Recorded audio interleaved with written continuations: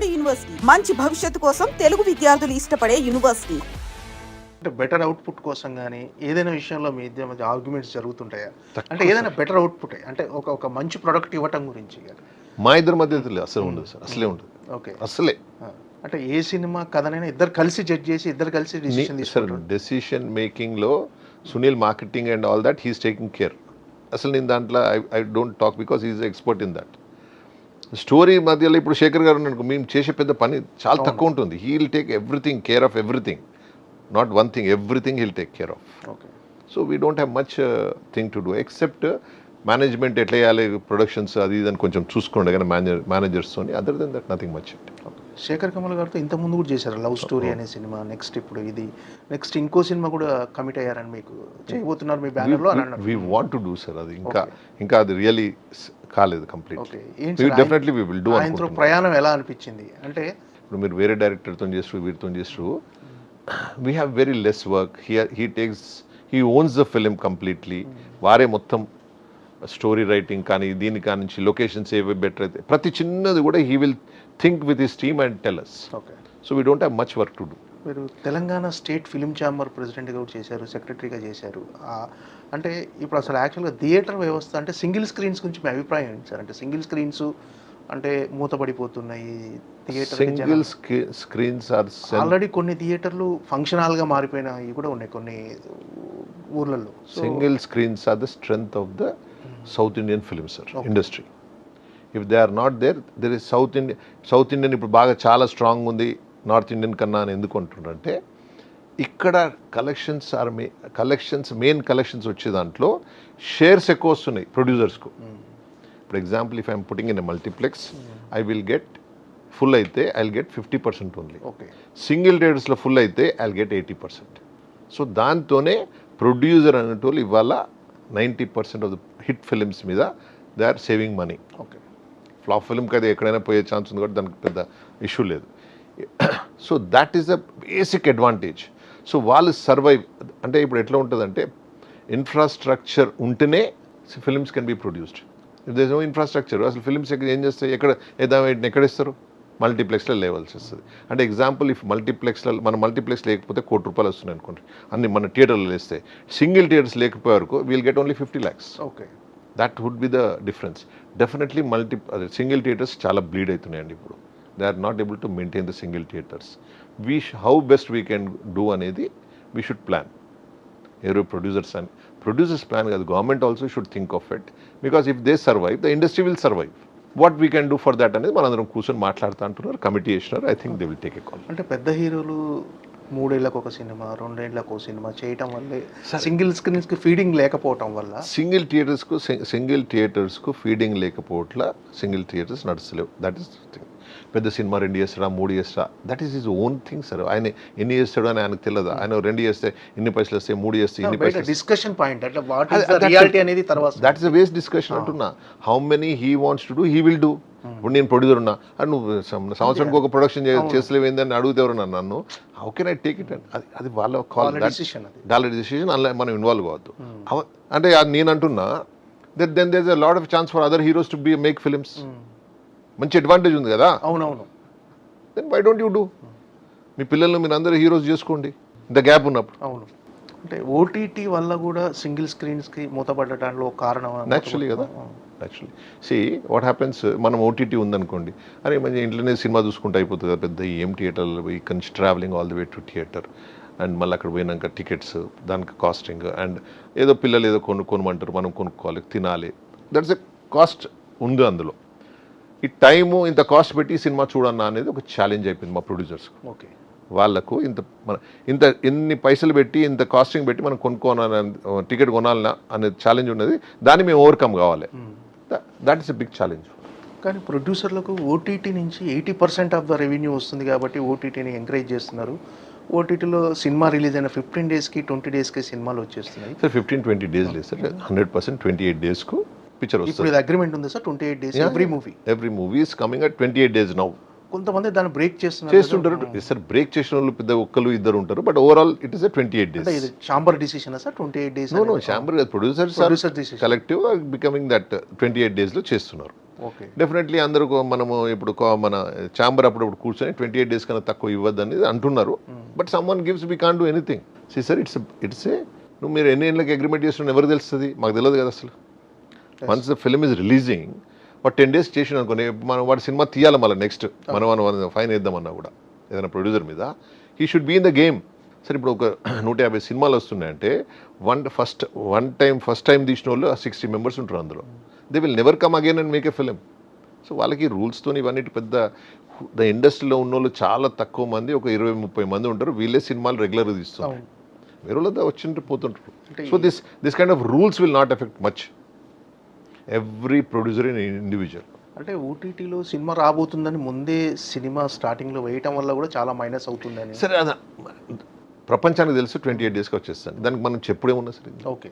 అంటే ఇది ఎందులో రాబోతుంది అనేది కూడా ముందు మనం డిస్కస్ నెట్ఫ్లిక్స్లో వస్తుంది, మీకు అమెజాన్లో వస్తుంది. If you are with Amazon and Netflix ఎన్లో వస్తే మీకు ఏం ప్రాబ్లం అవుతుంది.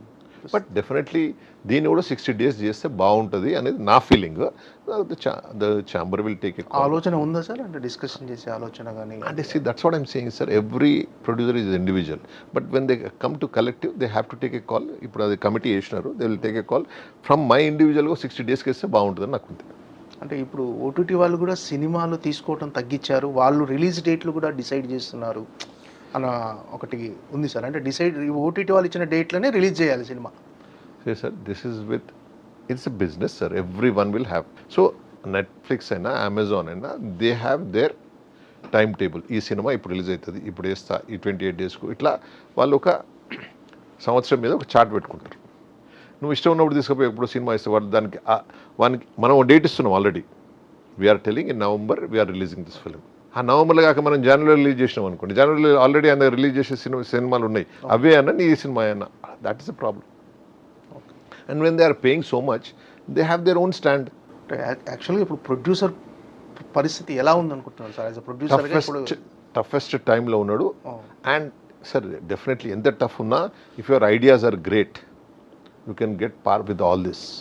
ఓకే. అంటే తెలుగు సినిమా మార్కెట్ పెరిగింది, పాన్ ఇండియా సినిమా వస్తున్నాయి, కలెక్షన్స్ రెవెన్యూ పెరిగింది. కరెక్ట్. బట్ ఎందుకు సార్ ఈ పొజిషన్ ఏముంటుంది సార్, అవి ఏ సినిమాలకు పెరిగినాయి? అవి ఓన్లీ హిట్ సినిమాలకు. అవును, దట్స్ అ ప్రాబ్లం. హిట్ ఎన్ని అవుతున్నాయి చెప్పిన 12% అయితే, మరి ఆ 12% any day there is a game. Okay. ఇప్పుడు RRR సరే మన Telugu. So if I'm telling you proudly that if I go to Bombay and I'm also starting, నేను కూడా హిందీ సినిమాలు ఇప్పుడు ప్లాన్ చేస్తున్నాము. We have already committed some film. Okay. If I go they are respecting me. అరే వీళ్ళు Telugu producers, వీళ్ళు అసలు వీళ్ళ ఐడియాస్ వేరే ఉన్నాయి, వీళ్ళు గ్రేట్ పీపుల్, వీళ్ళు వేరే థాట్ ప్రాసెస్ ఉంటుంది అనే ఫీలింగ్లో ఉన్నారు వాళ్ళు. సో ఆ గౌరవం దక్కింది 100%. నాకు జ్ఞాపకం ఉంది ఏంటంటే when I came in to the first time industry I saw Padmalaya, okay, బంగారు గారు, హనుమంత్ గారు, వాళ్ళు ఉన్నప్పుడు they had that kind of respect. Today again Telugu film industry is having that kind of respect. వాళ్ళు ఏ స్టార్ని తీసుకుపోయి శ్రీదేవిని, జయప్రద గారిని, అందరిని ఎవరు పడితే వాళ్ళని యాక్టర్ చేసేసిండు అక్కడ. జితేందర్ని పెట్టుకున్నారు, అందరు ప్రతి ఒక్కరిని యాక్టర్ చేసేసిండ్రు. And they made with Amitabh Bachchan, every one they were looking as one of the biggest producers in India at that time, Telugu people. And all copied films. Okay. ఇప్పుడు ఆ ఛాన్స్ పోయింది, ఎందుకంటే ఈ ఓటీటీ ఏమిటి ఆ ఛాన్సెస్, ఇప్పుడు రీమేక్ ఛాన్సెస్ పోయింది. Okay. అంటే బాలీవుడ్ సినిమా అన్నారు కదా, ఏంటి sir we have just starting sir, ఒక ఐడియా ఉంది already, we have committed something but I cannot announce now, but definitely will take a film. Okay. By August will start. Okay. అంటే అక్కడ Bollywood హీరోలతోనే not a big film, small film. Sir మీరు FDC చైర్మన్గా కూడా చేశారు కదా, మనకు ఉన్నప్పుడు ఎఫ్డీసీ చైర్మన్గా చేసినప్పుడు అంటే తెలుగు ఫిలిం ఇండస్ట్రీ కానీ తెలంగాణ ఫిలిం ఇండస్ట్రీ గురించి కానీ అంటే మీ ఆలోచనలు ఎలా ఉండేవి sir? Sir there is no Telangana అనేది లేదు sir, Telugu film industry is Telugu basically. But I was Telangana film development corporation. ఇక్కడ మనం ఏమన్నా ఇంకా develop sir, it is so much developed, so much ఏం చేసే అవసరం లేకుండా నడుస్తుంది. అండ్ దే ఆర్ పాన్ ఇండియాకి వెళ్ళిపోయినారు అందరూ. So that much strength Telugu industry is having today. They are doing fantastic. What things are like అంటే industrial tariff for theatres, industrial ఉంది కాబట్టి అది దానికి ఒకటి ఇస్తే బాగుంటుంది అనేది ఒకటి ఉంది. అప్పుడు కూడా మేము వీ వేర్ ట్రయింగ్. ఒక 4-5 థింగ్స్ ఉన్నాయి. If we can do that I think it's good something. అంటే రీసెంట్గా గద్దర్ అవార్డ్స్ జరిగినాయి సార్, వాటి అవార్డ్స్ ఫంక్షన్ ఎలా జరిగిందని అనుకుంటున్నాను It's a good thing, sir. Anyone getting awards they'll be happy and all that. That's a nice thing. Definitely, it's a nice thing. Someone getting, and sir, ఎవరికి వచ్చిన award, they'll be so happy to receive it. And మనకు recognitions government అనేది ఉంటుంది. Definitely, they are happy with it. అంటే FDC హయాం మీరు ఉన్నప్పుడు సింహ అవార్డులు కూడా ప్రకటించారు కదా, అది అవి ఎందుకు కార్యరూపం దాల్చలేదు sir? Sir, every government has their own priorities. Today, Congress government is having this priority. We welcome that. అప్పుడు కేసీఆర్ ప్రయారిటీస్ వేరే, ఎలక్ట్రిసిటీ, ఫార్మర్స్, తెలంగాణ సెటిల్ అవ్వడానికి టైం పట్టింది ఫైనాన్షియల్గా కానీ. That was a big challenge and very high లెవెల్లో electricity. అసలు ఒక గంట కరెంట్ పోతుంది అంటే అది ఎంత great sir. What is that such a great thing. So ప్రజల నీడ్స్ ఏంటి ఫస్ట్ వాటి మీద చేసినారు and he was very successful. ఇంకేంటి సార్ ప్రొడ్యూసర్గా మీ ప్లానింగ్స్ ఏంటి? ఇంకా నెక్స్ట్ సునీల్ నారాయణ గారితో ఈ ప్రయాణం ఇలాగే కొనసాగుతుందా? Sir, we're trying to with couple of films. Shekhar garu అనుకుంటున్నాం, ఇంకొక డైరెక్టర్ కూడా అనుకుంటున్నాం. 2-3 films next year we're planning. Sunil Narayana గారితో most probably 2-3 months we might announce it. సునీల్ నారాయణ గారితో ఓన్లీ ఈ ప్రొడక్షన్లోనైనా సార్, మన డిస్ట్రిబ్యూషన్లో కూడా మీరు one of the other than that production I have nowhere in connection anything. Only production. Okay. ఏంటి సార్, అంటే మీరు రియల్ ఎస్టేట్లో కూడా ఉన్నారని తెలిసింది. We're in real estate. చాలా ఏంటి సార్ ప్రస్తుతం రియల్ ఎస్టేట్ పరిస్థితి ఏంటి? రియల్ ఎస్టేట్ బాగాలేదని అనుకుంటున్నారు. Generally that is the trend today going on. Market బాగుందా లేదా అనేది జనరల్లీ ఉన్నది, కానీ మార్కెట్ బిల్డర్స్ కొంచెం బాగాలేదని ఫీలింగ్లో ఉన్నారు బిల్డర్స్ అంతా. ఇండియా మొత్తం అలాగే ఉంది sir. India Telangana, Andhra Pradesh as on now Telangana బాగాలేదు. బికాజ్ కన్స్ట్రక్షన్ ఇంతకుముందు 12,000-15,000 పోతుంది, ఇప్పుడు అది తక్కువ అవుతుందనే ఫీలింగ్లో ఉన్నారు. మీకు ఈ రెండు రంగాలు సినిమా నిర్మాణం. Seriously into real estate sir. My son is a contractor and he is into development దాంట్లో ఉన్నాడు. We're trying to help him somewhere some. Okay. అంటే ఇంతకుముందు రియల్ ఎస్టేట్ నుంచి చాలామంది నిర్మాతలు ఇండస్ట్రీకి వచ్చేవారు.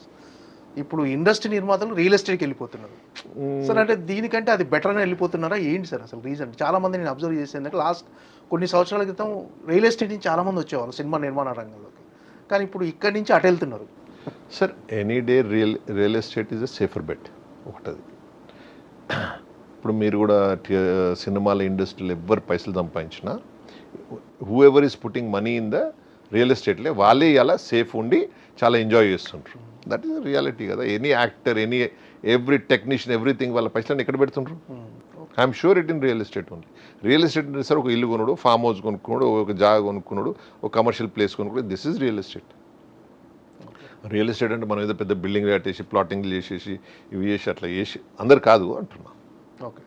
యాజ్ ఎ నిర్మాతగా మీ డ్రీమ్ కానీ మీ గోల్ కానీ ఏదైనా ఉందా సార్? అంత సీరియస్గా నేను లైఫ్ తీసుకున్నాను sir. I enjoy it as it comes.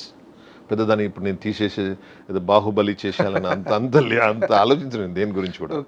Nar as a builder, Nar as a this thing, anything in any లైఫ్లో చాలా ఈజీగా తీసుకుంటే ఎంజాయింగ్ ట్రావెలింగ్ అంతే. Okay. The travel of making film, the travel of making real estate, that is the way I look at it. ఇన్నేళ్ళ ఎక్స్పీరియన్స్. అంత పెద్ద games, అంత పెద్ద ఎయిమ్స్ పెట్టుకొని నేను నడపను.